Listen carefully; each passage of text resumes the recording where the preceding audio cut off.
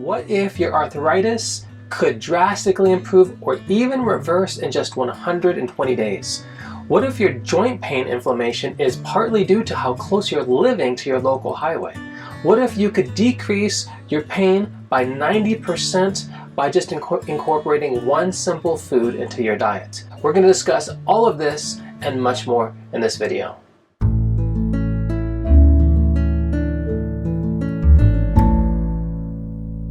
Okay, so now we're done with the natural remedies. Now let's deal with the diet. Remember, this is extremely important. All those remedies are going to be useless if you don't apply the dietary portion of addressing arthritis as well.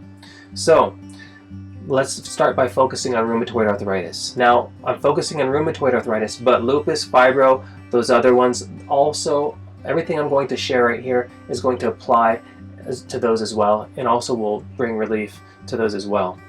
Now, let's first ask ourselves a question. Why does rheumatoid arthritis even happen? Let's take it from a textbook source. Let's go to the Arthritis Foundation. Rheumatoid arthritis, RA, is an autoimmune disease in which the body's immune system mistakenly attacks the joints. This creates inflammation that causes the tissue that lines the inside of the joints, the synovium, to thicken, resulting in swelling and pain in and around the joints. So really great description of what rheumatoid arthritis is, but the question now is, what causes the immune system to start attacking the tissue around the joints, and in fact also the synovium?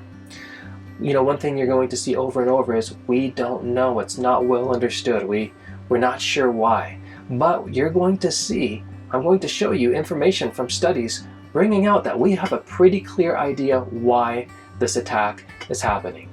Now here's our first clue. I'd like to start with a quote from a 1999 study in the Journal of Clinical Investigation looking at rheumatoid arthritis. They made a very profound observation. Notice what they found. Despite this rich blood supply, the rheumatoid synovium remains a rather inhospitable environment marked with hypoxia, that's oxygen deficiency, and acidosis, that's being too acidic. Okay, so what did they say they found as a marked feature of the synovium of a rheumatoid arthritis patient versus a normal person? What were the two features? One, the synovium was deficient in oxygen. Number two, it was acidic. It was an acidic environment. Two very, very important things. These are our first clues. Now, why is this important? You realize this is important when you understand and answer the question, well, what is synovial fluid? Where does that stuff come from? Where is it derived from? Let's get a textbook answer of what synovial fluid is. Synovial fluid is an ultrafiltrate from plasma and contains proteins derived from the blood plasma and proteins that are produced by cells within the joint tissues and interstitial fluid filtered from the blood plasma. Where does synovial fluid come from? It's derived largely from your blood plasma. So here's the question. If your blood is toxic, if your blood is deficient in oxygen, if your blood is acidic, what's your synovial fluid going to be like? Healthy? No, your synovial fluid is also going to be toxic. It's going to be deficient in oxygen. It's going to be acidic. And so the idea is every time we move our joints, blood is going in and out of those joints. And so the blood is key, blood health is key to joint health. Bad blood is going to equal bad joints. It's that simple.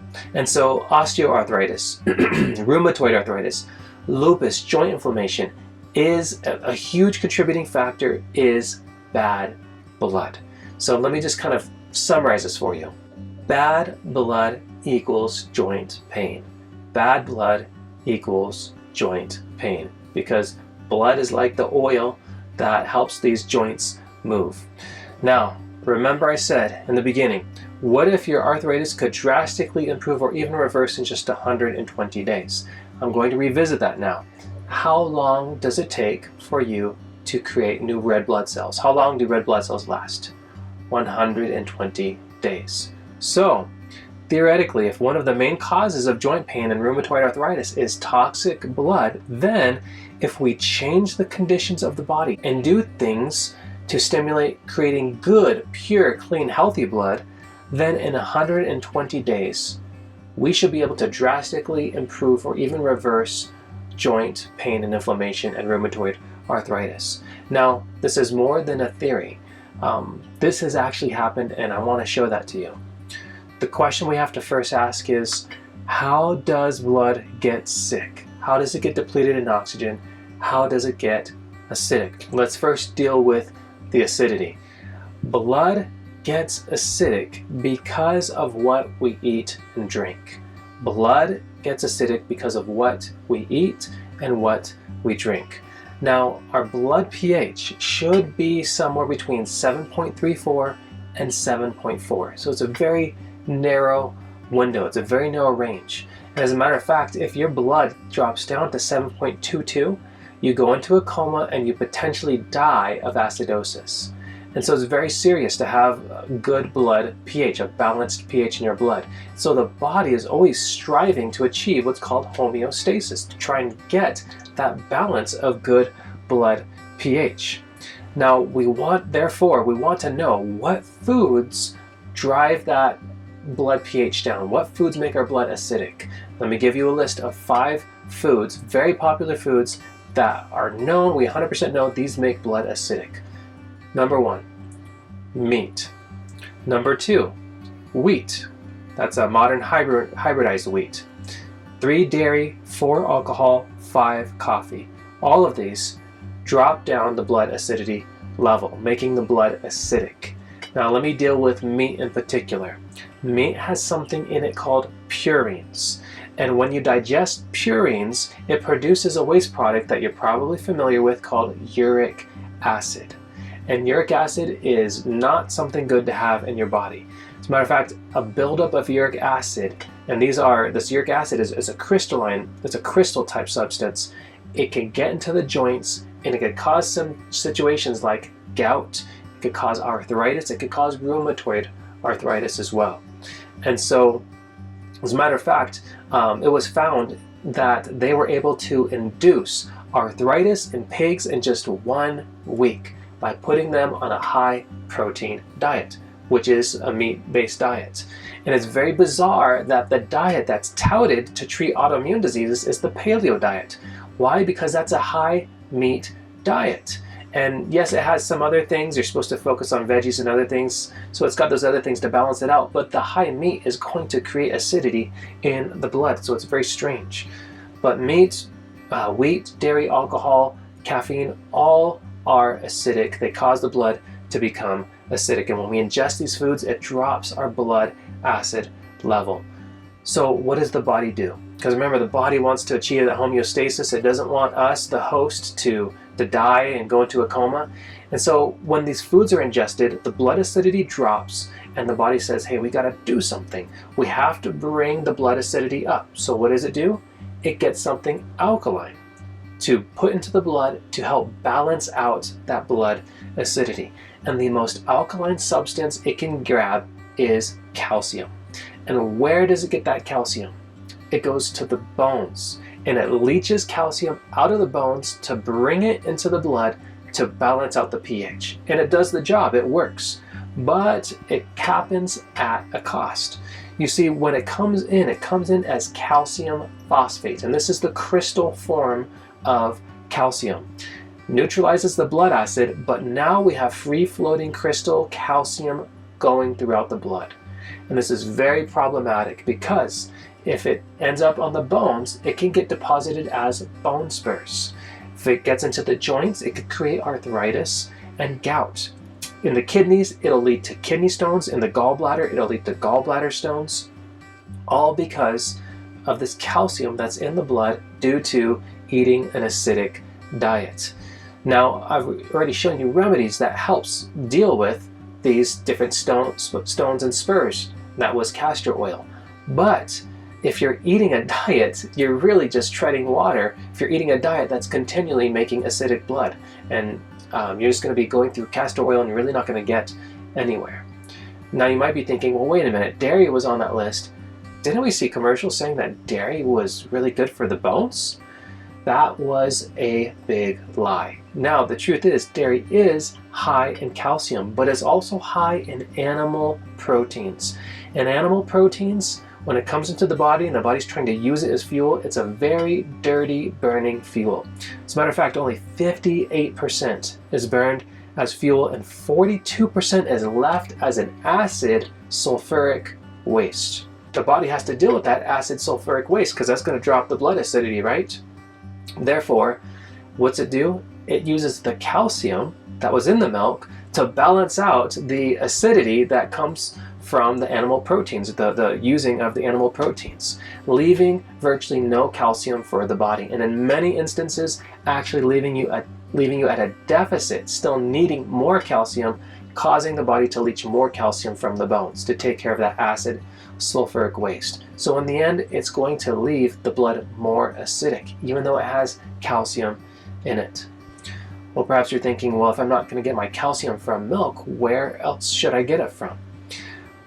Consider this. A glass of milk has less calcium than 1/4 cup of sesame seeds.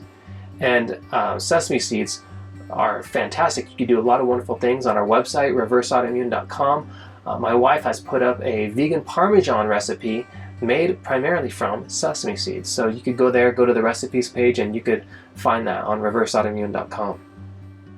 Another food that we want to address when we're dealing with rheumatoid arthritis or any arthritic condition is nightshades. Nightshades are good for most people, but very problematic to people who are prone to arthritic conditions, especially rheumatoid arthritis. One research study found that 85% of patients found that they were benefited when they stopped using nightshades. That's a significant figure.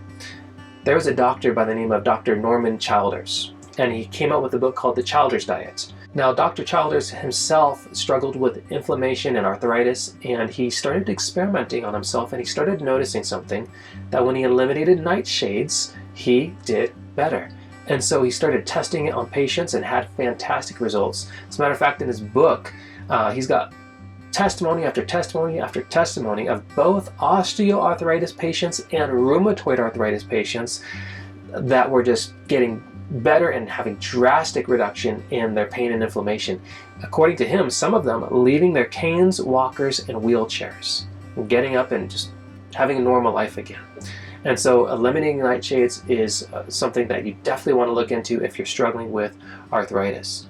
Now, it may not have to be forever.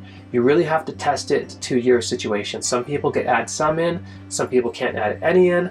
So it just depends on your situation. But I would not add any in until blood work is showing that your inflammation is down low. And that would be your sedimentation rate or your C-reactive protein on your blood test. Now also, when it comes to arthritis, we want to talk about digestion. So remember, the quality of our blood has a lot to do with the quality of our digestion. So our digestion has to be healthy if we're going to have healthy blood. So if you have SIBO, if you have acid reflux, if you have GERD, any of these situations, you have to address and deal with these situations, because it's going to be very difficult for you to have good blood with these situations, because your body, your intestine, your stomach needs to break down the food into its smaller constituents, the building blocks, to go in through the gut to nourish the body. I'll put out a video in the near future about how to deal with these conditions using natural means as well. But a good question is, well, how are these acid-forming proteins getting into the bloodstream to begin with? The answer is through a leaky gut, through holes in your gut, a permeable gut. And a leaky gut, a damaged gut, is the foundation of virtually every autoimmune condition. And so we have to address the leaky gut when we're talking about autoimmune diseases. Now, how do we avoid leaky gut? What's the diet that we eat to keep ourselves from getting that?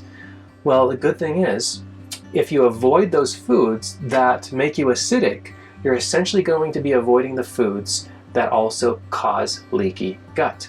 Meat, dairy, wheat, so forth.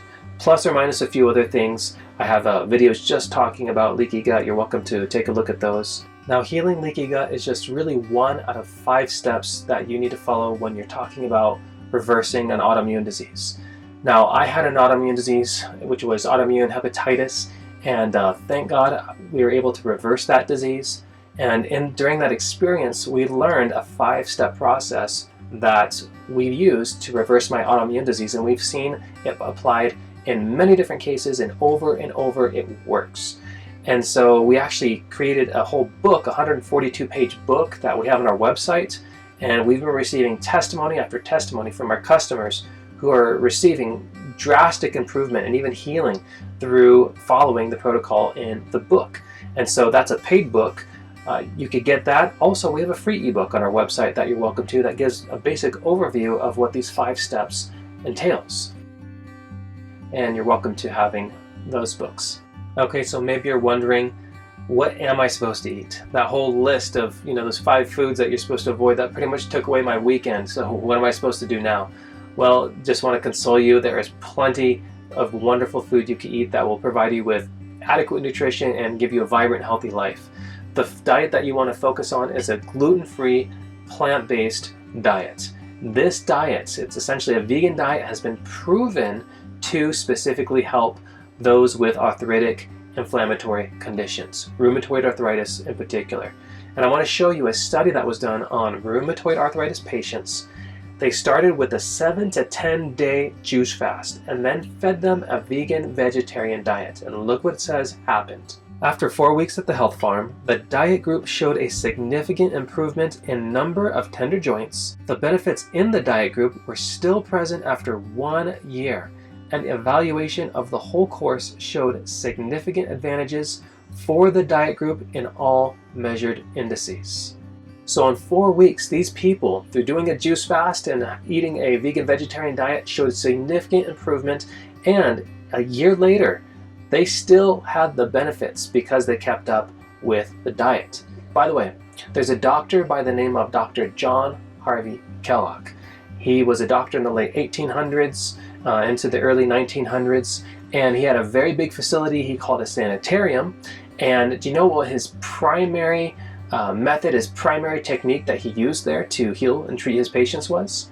Hydrotherapy. Now, Kellogg, have you heard of Kellogg's cereal, cornflakes? Same guy. And so that will give you a frame of reference here. And Kellogg was healing people left and right. As a matter of fact, his sanitarium got so popular at one point, kings and queens were coming over from Europe to be treated by him because his success rate was so high.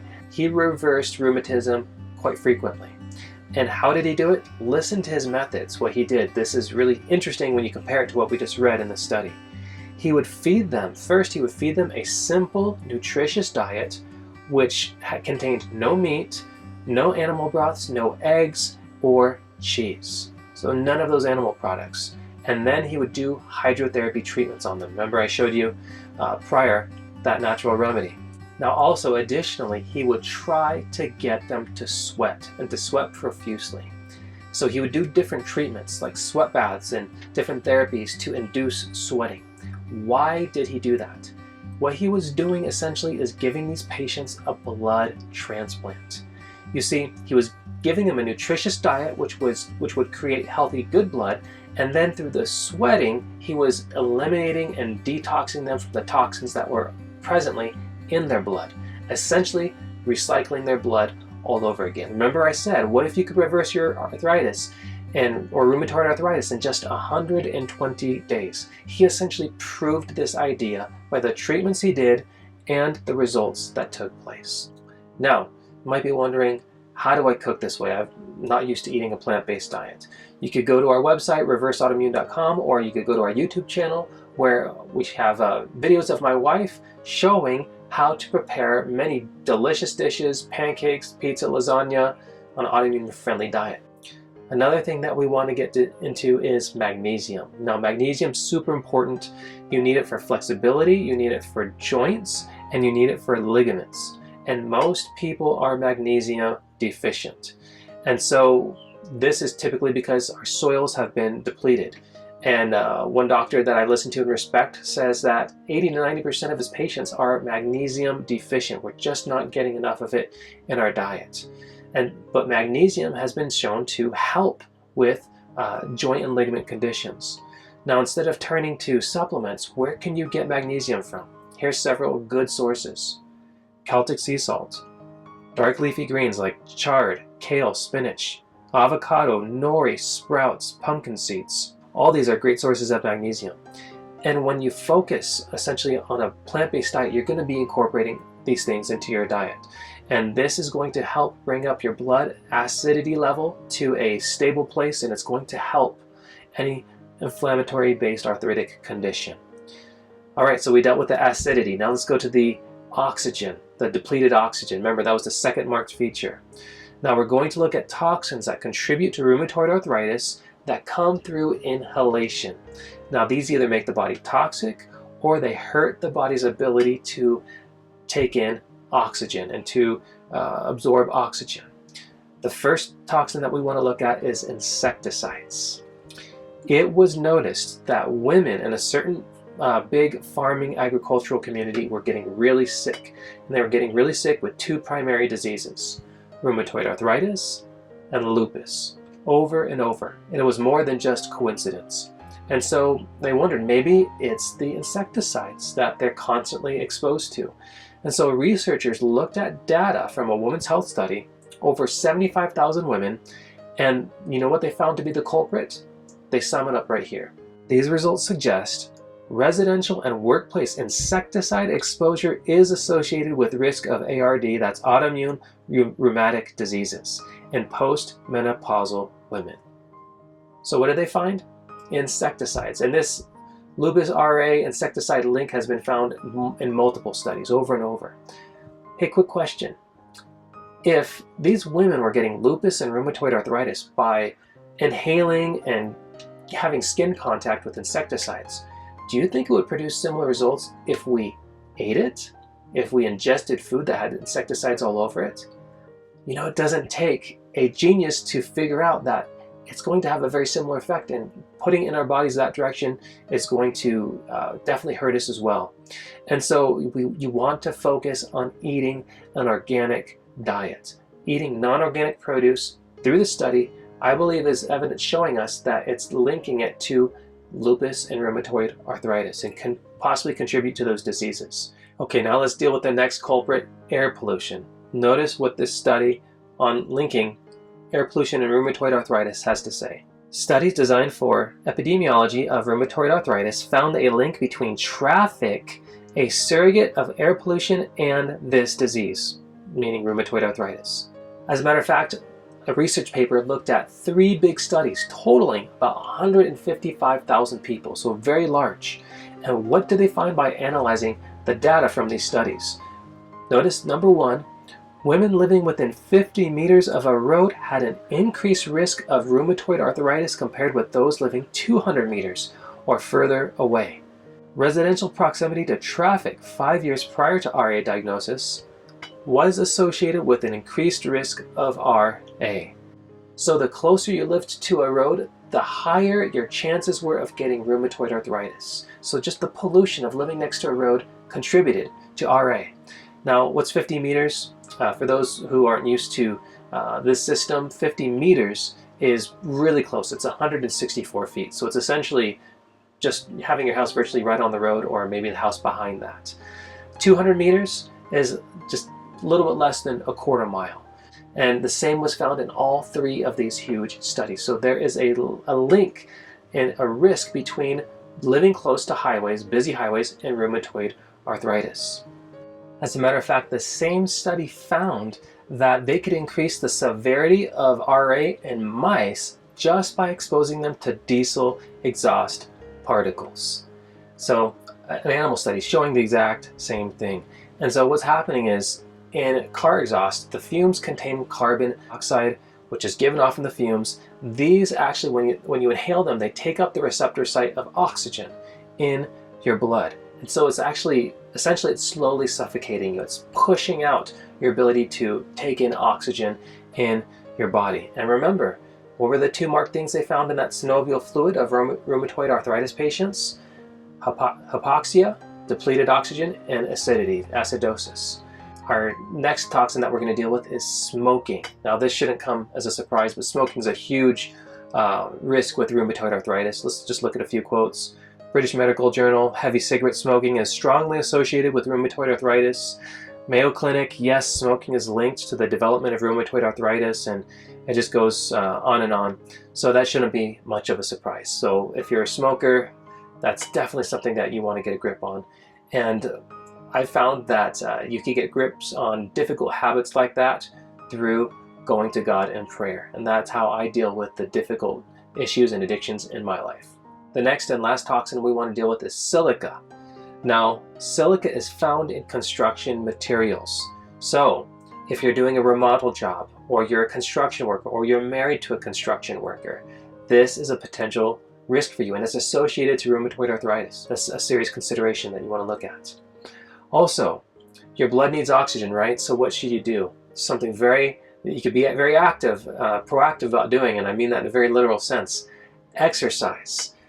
Exercise is probably the best way to get oxygen into your blood, into your body. You really should be exercising about 5 days a week, 30 minutes at a time, enough to get your heart rate up. Maybe you don't feel like you could exercise very much. Maybe you could barely get off the bed. Just start small, but the point is you need to start exercising. Super important. And even if you didn't have rheumatoid arthritis, it's just needful. Everyone needs to exercise. If we don't move around, we rust out. So a few more tips. Water. Water actually hydrates and plumps up the cartilage, decreasing the ability of bone to be rubbing on bone, which often happens with people who have severe arthritis situations. So hydrate yourself. Drink 8 to 12 cups of water a day. You need to be drinking at least that much. Then lastly, you might want to consider a physical therapist or a good chiropractor. If you have a pinched nerve or cut off blood supply to a certain area because of a structural issue, those may be resources you want to look at. And I never really realized this until I learned that pinched nerve supply, pinched blood supply equals more sensation. You would think less. It's actually more. Imagine if your leg fell asleep. What's it like when that blood starts rushing back into your leg? It hurts, right? And so there's a period of greater sensitivity before you get to a period of absolute numbness and atrophy, and then you can't use the limb anymore. And we can't forget the emotional component of disease as well. Emotions actually can make your system acidic. So a good question to ask yourself is, how do I handle stress? How do I handle negative emotions? How do I handle difficulties in my life? And what I could do is I could share with you how I have been able to successfully, and still do, am able to handle successfully very difficult situations in my life, negative emotions, and that is through a close connection with God. And I believe there's a God. I believe He's a God who's a loving God, and He wants and desires a close daily relationship with you. And you could achieve that, you could have that through daily prayer and Bible study, which I have found as a necessary component to my healing process, and I've seen it in many, many others. It was a necessary component in their healing, and so I highly recommend that. So now let's back up. Let's just summarize what we covered as we finish here. First, you want to eliminate foods that are acidic, which would be meat, wheat, dairy, alcohol, and coffee. Also, you want to eliminate those toxic factors that deplete your oxygen and make you toxic, such as insecticides, so eat organic, smoking, silica, and air pollution, living too close to highways.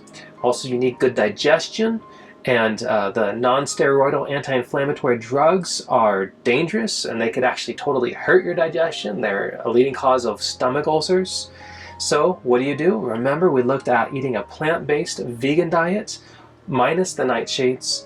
And to relieve joint pain, the natural remedies we looked at were hydrotherapy, omega-3s, castor oil, stinging nettle, and ginger poultices. Fantastic.